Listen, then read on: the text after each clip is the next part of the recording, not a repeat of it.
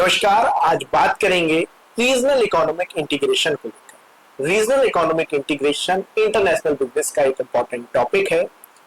Regional economic integration को अगर आसान शब्दों में आपको बताएं तो पड़ोसी राज्य या पड़ोसी देश आपस में मिलकर एक एग्रीमेंट करते हैं और उस एग्रीमेंट के अंतर्गत वो इकोनॉमिक कॉपरेशन, इकोनॉमी में टैरिफ फ्री इकोनॉमी और रेस्ट्रिक्शंस इंपोर्ट एक्सपोर्ट की हटाकर एक दूसरे के साथ एक कॉमन मार्केट क्रिएट करते हैं और इकोनॉमी में फ्री फ्लो को प्रमोट करते हैं। यानी कि यहाँ पे गुड्स और सर्विसेज एक दूसरे के साथ बिना किसी रेस्ट्रिक्शन और बिना किसी टैरिफ के इंपोर्ट एक्सपोर्ट होते हैं। इकोनॉमिक इंटीग्रेशन के तमाम तरीके होते हैं, या मैं कहूं तो इकोनॉमिक इंटीग्रेशन या रीजनल इकोनॉमिक इंटीग्रेशन के 5 मेथड या 5 टाइप होते हैं। मुख्यतः लोग 4 ही तरह के मेथड्स को जानते हैं, लेकिन एक 5वां इमर्जिंग मेथड भी हम आज इस वीडियो में आपके साथ डिस्कस करेंगे। सबसे पहला एग्रीमेंट है फ्री ट्रेड एरिया एग्रीमेंट। इसका नाम आपने जरूर सुना होगा क्योंकि ये सबसे पॉपुलर और सबसे पुराना मेथड है regional economic integration, free trade area agreement. Second number पर आता है कस्टम यूनियन, थर्ड पर कॉमन मार्केट और फोर्थ पर इकोनॉमिक यूनियन, जो कि आज की डेट में काफी पॉपुलर है। और 5वें पर जो कि इमर्जिंग मेथड है या 5th मेथड जो है वो एक इमर्जिंग मेथड के रूप में है, जो कि हमारे बीच जल्द ही इस यूनियन के भी एग्जाम्पल होंगे और इस यूनियन का नाम है पॉलिटिकल यूनियन। सबसे पहले बात करते हैं फ्री ट्रेड एरिया एग्रीमेंट की। फ्री ट्रेड एरिया एग्रीमेंट कहता है कि जब 2 देश आपस में एग्रीमेंट कर लेते हैं कि वो एक दूसरे के साथ ट्रेड करेंगे तो वो सारी रेस्ट्रिक्शंस एक दूसरे देश के लिए हटा देते हैं। सभी तरह के वो टैरिफ भी एक दूसरे देश के लिए हटा देते हैं और वो गुड्स और सर्विसेज को इंपोर्ट एक्सपोर्ट फ्रीली कराते हैं। लेकिन यह देश इंडिपेंडेंट रहते हैं नॉन मेंबर्स कंट्रीज के साथ, यानी कि भारत और नेपाल का आपस में एग्रीमेंट है तो वो एक दूसरे से कोई टैरिफ और कोई रेस्ट्रिक्शंस नहीं लगाएंगे, लेकिन वो फ्री है किसी नॉन मेंबर कंट्री के साथ व्यापार करने पर और उन पर टैरिफ और रेस्ट्रिक्शंस लगाने के। यानी कि भारत और नेपाल का एग्रीमेंट है तो भारत और नेपाल तो एक दूसरे के साथ फ्री ट्रेड करेंगे, लेकिन इस बात से नेपाल को कोई भी मतलब नहीं कि भारत श्रीलंका पर क्या रेस्ट्रिक्शंस लगा रहा है, क्या रेट चार्ज कर रहा है, क्या टैक्स लगा रहा है। इसका सीधा एग्जांपल है नाफ्टा। नाफ्टा एक फ्री ट्रेड एरिया एग्रीमेंट। बात करते हैं कस्टम यूनियन की। कस्टम यूनियन एक स्टेप फॉरवर्ड है फ्री ट्रेड एरिया एग्रीमेंट से, लेकिन ये फ्री ट्रेड एरिया की सारी क्वालिटीज को अपने अंदर समाहित करता है, यानी कि इंक्लूड करता है। जो भी क्वालिटीज हैं, क्या क्वालिटीज थी फ्री ट्रेड एरिया की कि 2 कंट्रीज आपस में व्यापार करेंगी और वो सारी रेस्ट्रिक्शंस को और टैरिफ्स को हटा देंगे। लेकिन कस्टम यूनियन यहाँ पर एक शर्त और बढ़ा देता है। अगर कस्टम यूनियन के अंतर्गत देश एग्रीमेंट करते हैं या अपना यूनियन बनाते हैं तो वो कहता है कि जो मेंबर्स हैं वो तो एक दूसरे से फ्री ट्रेड करेंगे ही, वो एक दूसरे पर कोई टैरिफ भी नहीं लगाएंगे, वो कोई रेस्ट्रिक्शंस भी नहीं लगाएंगे, लेकिन जो नॉन मेंबर कंट्री है, जो उस एग्रीमेंट के मेंबर नहीं है, वो उन पर भी सेम एक्सटर्नल पॉलिसीज लागू करेंगे। यानी कि भारत और नेपाल का एग्रीमेंट है वो अच्छी बात है, लेकिन भारत और नेपाल की जो पॉलिसीज श्रीलंका के लिए होंगी वो सेम होंगी, उनमें कोई भी अंतर नहीं होगा। यह दूसरी तरह का रीजनल इकोनॉमिक इंटीग्रेशन।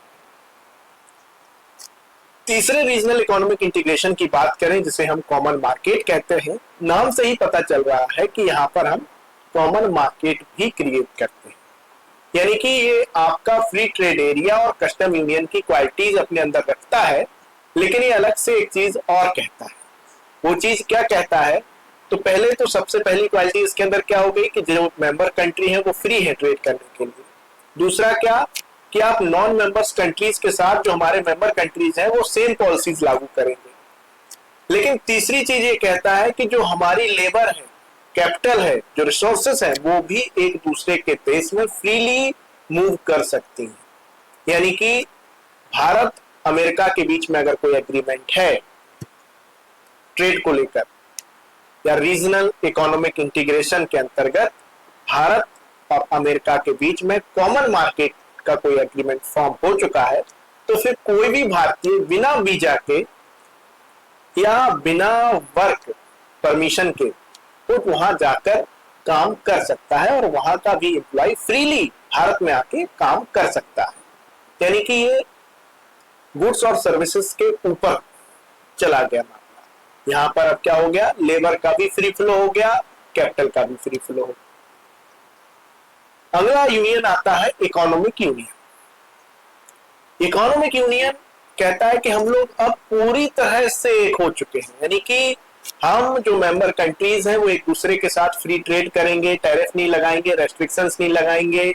इसके अलावा जो नॉन मेंबर्स कंट्रीज हैं उनके साथ हमारी जो पॉलिसीज रहेंगी वो भी सेम रहेंगी। इसके अलावा हमारे पास लेबर और कैपिटल का मूवमेंट भी होगा, लेकिन हम लोग इकोनॉमिकली भी इंटीग्रेट हो जाएंगे, यानी कि जो मॉनिटरी फिजिकल पॉलिसी है वो भी हमारी सामान हो जाएगी। यानी कि हमारी जो करेंसी भी है उसको भी सेम कर सकते हैं। यानी कि जो यहाँ कई देश हैं वो इकोनॉमिकली एक हो जाते हैं, उनके जो इकोनॉमिक डिसीजन होते हैं वो भी सामान्य या एक दूसरे को प्रभावित करने लगते हैं। यानी कि यहाँ पर हम टोटली या इकोनॉमिकली पूरी तरह से जितने भी एस्पेक्ट हैं उन सबको मिला के हम एक दूसरे के साथ जुड़ चुके हैं। इसका सबसे अच्छा एग्जाम्पल है यूरोपियन यूनियन। उन्होंने यूरो को अपना कॉमन करेंसी भी बना लिया है। वहीं आगे बात करें एक इमर्जिंग मेथड जिसे हम कहते हैं पॉलिटिकल यूनियन। तो पॉलिटिकल यूनियन कहता है कि ऊपर के जो 4 मेथड है उन सबकी क्वालिटीज हम रखते हैं, लेकिन हम यहाँ ये भी कहते हैं कि हम लोग अब पॉलिटिकली भी इंटीग्रेट हो जाएंगे, यानी कि कई देश मिलकर एक सरकार बना लेंगे। अभी ये हुआ नहीं है, लेकिन ये बहुत जल्द आपको देखने को मिलेगा कि 2-4 जो छोटे देश हैं वो आपस में एक एग्रीमेंट करेंगे कि अपन लोग एक दूसरे के साथ व्यापार करेंगे। इकोनॉमिकली यूनियन तक वो आ चुके हैं, वो पॉलिटिकल यूनियन भी जल्द बन जाएंगे। मतलब कि एक दूसरों की सरकारों में भी उनका पूरा हस्तक्षेप रहेगा, सरकारें भी कॉमनली डिसाइड होंगी। इसी को कहते हैं हम पॉलिटिकल यूनियन। अब आप कहेंगे कि रीजनल इकोनॉमिक इंटीग्रेशन से फायदा क्या है, आपने तो 5 मेथड गिना दिए। तो फायदा ये है कि एक बड़ा बाजार हम सबको मिलेगा, हमारे बीच में जो ट्रेड वॉर होते हैं वो बंद हो जाएंगे, हम एक दूसरे को हार्म नहीं करेंगे दूसरी कंट्रीज को, क्योंकि हम इकोनॉमिकली कनेक्टेड है, पॉलिटिकली कनेक्टेड है। और इससे जो है हमारे देश के इन्वेस्टर्स हैं, हमारे देश के जो प्रोड्यूसर हैं, उनको भी एक नया मार्केट और एक बड़ा मार्केट मिलेगा। अगर एडवांटेज की हम शब्दों में बात करें तो इंक्रीज ट्रेड होगा, इससे हमारा व्यापार बढ़ेगा, इकोनॉमिक एफिशिएंसी बढ़ेगी, पॉलिटिकल कोऑपरेशन बढ़ेगा और एम्प्लॉयमेंट की भी अपॉर्चुनिटी मिलेगी। अगर आपको वीडियो बहुत अच्छा लगा हो या आसान शब्दों में आप रीजनल इकोनॉमिक इंटीग्रेशन को समझे हो तो फॉलो जरूर कर ले और कमेंट में बताएं कि अगला वीडियो आपको किस टॉपिक पर चाहिए।